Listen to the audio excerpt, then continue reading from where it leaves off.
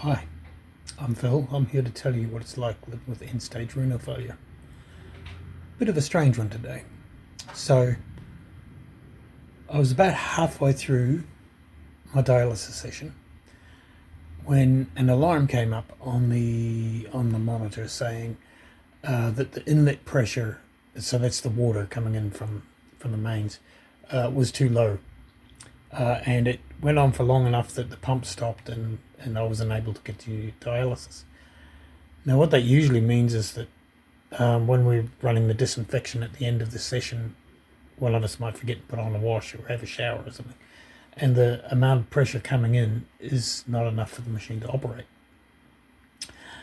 On this occasion, my wonderful wife ran around the house, made sure nothing was running that shouldn't be. Ran outside to make sure there was no obvious leaks in the pipes coming into the house in the mains. There was nothing obvious. So I disconnected from dialysis, which is okay because you can disconnect and reconnect during the session. So I was planning on doing that. And then my wonderful wife gave the machine a reboot, which it's a computer, so it can solve all sorts of things.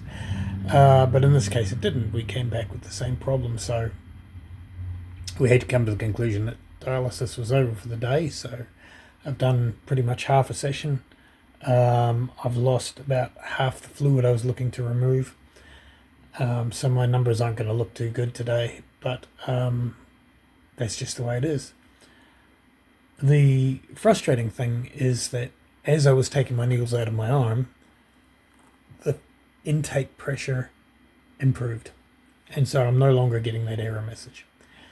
The red light you see flashing is related to the fact that the pump was stopped for long enough that it's registering low arterial pressure, so that's going to error until we start disinfection.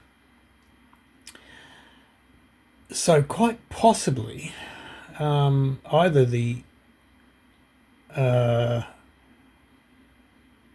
connection directly outside the room, which was put in specifically for dialysis, it's got some blockage or something there, or there was a pressure drop in the town's lines.